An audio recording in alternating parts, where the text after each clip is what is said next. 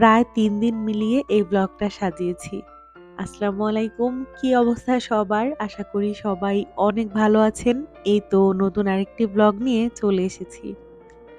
গতকালকেই এই জায়গাটাতে উর্মির বিয়ের প্রোগ্রাম হইছে আর আজকে এই অবস্থা।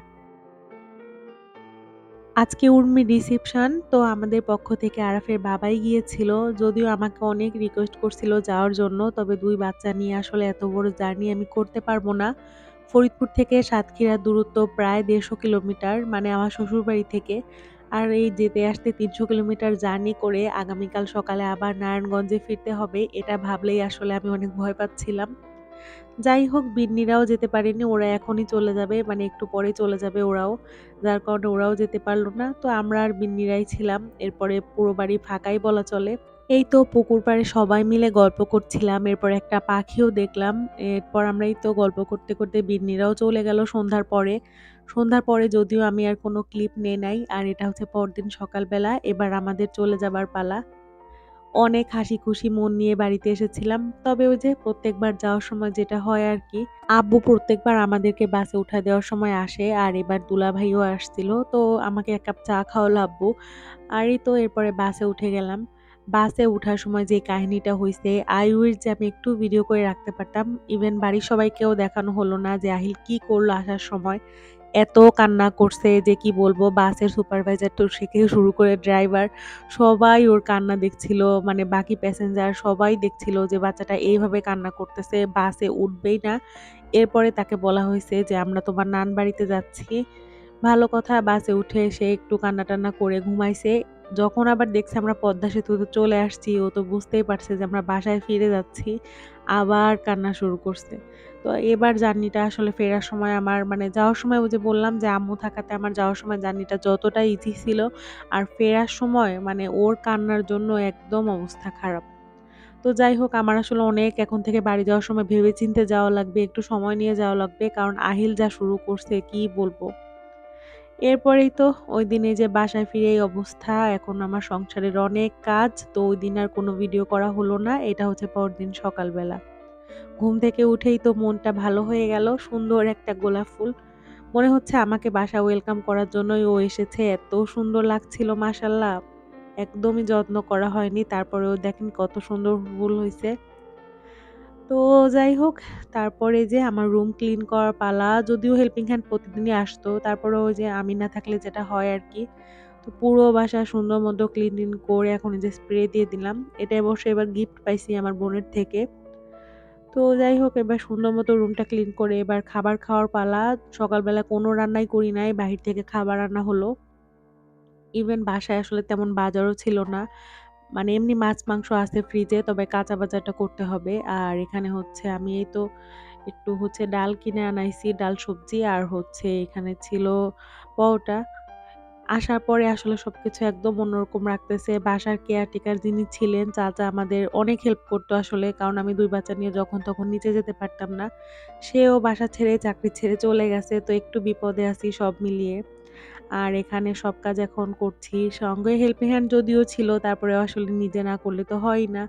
তো অনেকদিন পর ফার্নিচার গুলো সুন্দর মতো ধুয়ে মুছে, ধুয়ে তো না মানে মুছে একদম ক্লিন করে নিলাম।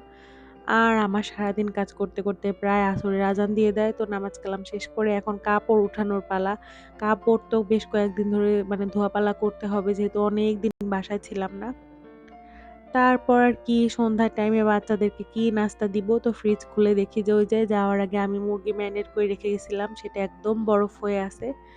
তো এটাকে হচ্ছে নরমাল হওয়ার জন্য রেখে দিলাম। আর এদিকে হচ্ছে আমি আটার প্রসেসিং টা করে নিব। বাচ্চারা আসলে এভাবে ক্রিসপি ফ্রাই খেতে পছন্দ করে। তো দেখা যায় হুটহাট এইটাই করা হয়। তো যাই হোক আটার মধ্যে আমি একটু গোলমরিচের গুঁড়া, একটু লবণ, একটু লাল মরিচের গুঁড়া দিয়ে সুন্দর মতো মেখে নিছি। আর এখন এই যে এই পানিটা হচ্ছে মানে নরমাল সাদা পানি না। আমি মেরিনেট করার পরে যে পানিটা বের হয় মানে মাংস থেকে, সেটাকে আমি নরমাল পানির সাথে এড করে এভাবে করে দেই। আমার কাছে মনে হয় যে এভাবে দিলে বেশি ফ্লেভারফুল হয়। যদিও খুব বেশি ফ্লেভার থাকে না, একটু সোয়া সস দিলে ভালো হয় আরকি পানির মধ্যে। আর তারপরে আর কি আমি যেহেতু যাওয়ার সময় হাঁড়ি পাতিল অর্ধেকে উঠায় রেখে যাই। কারণ আরফের বাবা আসলে একটার মধ্যে রান্না করলে দেখা যায় ওইটা মানে এমন অবস্থা করে পরে ওইটাকে আবার সুন্দর মতো আমার ক্লিন করে নেওয়া লাগে। তো ৩-৪ টা হাঁড়ি-পাতিল যদি আমি রেখে যাই, এসে দেখব যে ৩-৪ টারই একদম চেহারা নষ্ট হয়ে গেছে। তো তখন হাঁড়ি-পাতিল আর বের করা ছিল না। আমি জাস্ট এই যে চা বানাই যেটার মধ্যে, ওইটার মধ্যে ভাজা শুরু করছি। আর ভালো একটা বুদ্ধিও পাইছি। দেখলাম যে এটার মধ্যে ভাজা-পোড়া করতে অনেক বেশি ইজি হয়। আর চিকেন ভাজা হয়ে গেছে। তারপর আরাফ এসে বলতেছে, "একটু ফ্রেঞ্চ ফ্রাই করে দাও, একটু ফ্রেঞ্চ ফ্রাই করে দিলে ভালো হতো।" আমি বলতেছি, "এটা তুমি আগে বলবা না? তাহলে চিকেনের আগে আমি হচ্ছে আলুটা ভেজে রাখতাম।"